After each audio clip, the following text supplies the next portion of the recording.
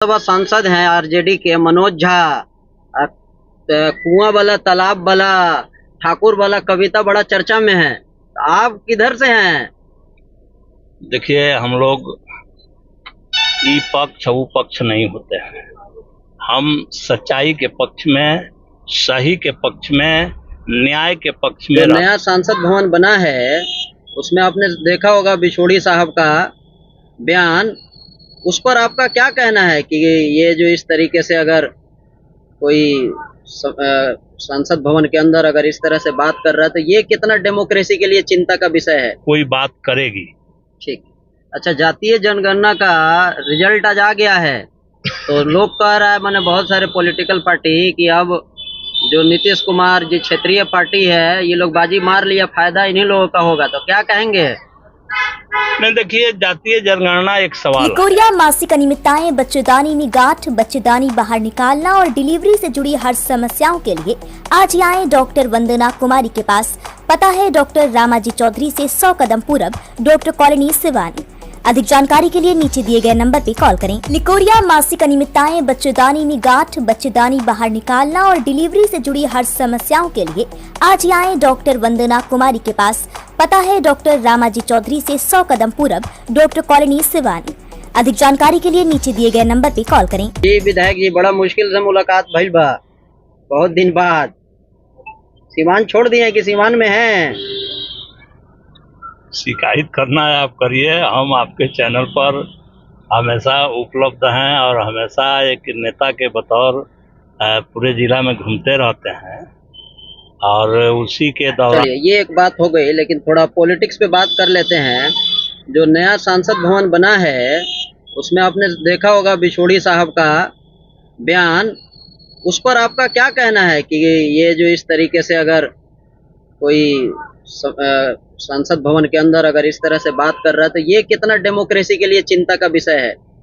देखिए, सबसे बड़ी बात यह है कि भाजपा डेमोक्रेसी को मानती नहीं है, लोकतंत्र को मानती नहीं है और जो संविधान हमारा कह रहा है वो संविधान के तहत नहीं चलती है। ये तो एक लाइन में हमारी बात है। दूसरी जो बात है कि अगर जो ये नहीं भी मानता है लेकिन एक सभ्य आदमी को इस तरह की बात नहीं करनी चाहिए जिस तरह से विदुड़ी ने कहा है। उन्होंने बिल्कुल उदंडता, बिल्कुल नंगता का परिचय नए संसद भवन में दिया है। क्योंकि हम लोग भी 95 से सदन के मेंबर हैं, विधानसभा का मेंबर हैं, लेकिन मेंबर हैं और वहाँ के जो प्रोटोकॉल है हम लोग उसका पालन करते हैं। और राजनीतिक विरोधी है लोग, वहाँ तो राजनीतिक विरोधियों का ही जमावड़ा है, लेकिन एक उसका प्रोटोकॉल है, उस प्रोटोकॉल के तहत ही सबके साथ बात होती है, व्यवहार होता है, रहन सहन होता है। लेकिन उन्होंने जो किया है वो सारे मर्यादाओं को तार तार कर दिया है, तोड़ दिया है। और ऐसे परिस्थिति में सदन के गरिमा को बचाने के अगर काम भाजपा करती है तो विदुड़ी को तुरंत भाजपा से और सदस्यता से बाहर करना चाहिए। लेकिन हम जानते हैं कि यह नरेंद्र मोदी जी यह काम नहीं करेंगे, क्योंकि इसके पहले भी ये बहुत सारे सवाल उठ चुके हैं। वो पहलवानों, महिला पहलवानों ने उनके साथ यौन शोषण हुआ और उसको लेकर के लोगों ने दिल्ली जंतर मंतर पर धरना दिया और मांग किया, लेकिन वो अपने सांसद को वो निलंबित भी नहीं कर सके। तो ऐसी परिस्थिति में भाजपा से इसका उम्मीद करना जब बिल्कुल जो है बेमानी है। अब उससे हम कोई उम्मीद नहीं रखते हैं कि लोकतंत्र के तहत वो कोई बात करेगी। ठीक। अच्छा, जातीय जनगणना का रिजल्ट आज आ गया है तो लोग कह रहा है, मैंने बहुत सारे पॉलिटिकल पार्टी कि अब जो नीतीश कुमार जी क्षेत्रीय पार्टी है ये लोग बाजी मार लिया, फायदा इन्हीं लोगों का होगा, तो क्या कहेंगे? नहीं, देखिए, जातीय जनगणना एक सवाल है और वो पूरे देश के लिए है। और जातीय जनगणना कराने में देश की सरकार जो है, नरेंद्र मोदी की जो सरकार है, वो विफल रही है। और विफलता का कारण यही है कि वो दबे कुचले गरीब गुरबों के हक देना नहीं चाहती है, उनका विकास नहीं चाहती है। वो चाहे दलित हो, चाहे अति पिछड़ा हो, चाहे माइनॉरिटी हो, चाहे अभी बहुत सारी जातियां हैं, वो देना नहीं चाहती है। इसलिए उसको रोकने में वो पूरी ताकत लगाई, सुप्रीम कोर्ट तक गई, लेकिन वो नहीं रुक पाया और बिहार में यह जातीय जनगणना हो गया। इसके लिए बिहार सरकार को धन्यवाद है और बिहार के गरीब गुरबों के लिए अब सरकार योजना बनाएगी। हम लोग उसमें सहयोग भी करेंगे। हम लोग सरकार से मांग भी करेंगे कि छूटे हुए, अब तक छूटे हुए जातियों के लिए और बाकी ये सब गरीब जातियों के लिए विशेष योजना बने, हम इसके लिए काम करेंगे। लेकिन यह होना चाहिए था देश स्तर पर, और इसी कारण से केंद्र की सरकार ने जो चालबाजी किया, महिला आरक्षण बिल ला दिया कि हम महिलाओं को आरक्षण दे रहे हैं, और वो आरक्षण अभी लागू नहीं होगा, इसलिए कि वो सेंसेक्स जरूरी है, डिमोनेटाइजेशन जरूरी है। ये दोनों काम नहीं की और ये महिला बिल ला करके देश के महिलाओं को ठगने का काम किया। अगर सरकार की मंशा साफ होती तो पहले जातीय जनगणना करा लेती और वो सीटों का एडजस्टमेंट कर लेती और तब ये बिल लाती। हम सब लोग काफ़ी, हम आज भी उसके पक्ष में हैं और बाद में आएगा तभी पक्ष में रहेंगे।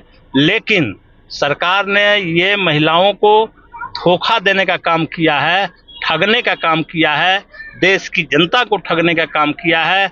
हम इसकी तीखी आलोचना करते हैं, क्योंकि इस सरकार में बैठे जो लोग हैं, क्या उनको इतनी बात समझ में नहीं है कि बिना जनगणना और बिना जो है डिमोनेटाइजेशन किए ये लागू नहीं होगा, तो फिर ऐसा क्यों किया?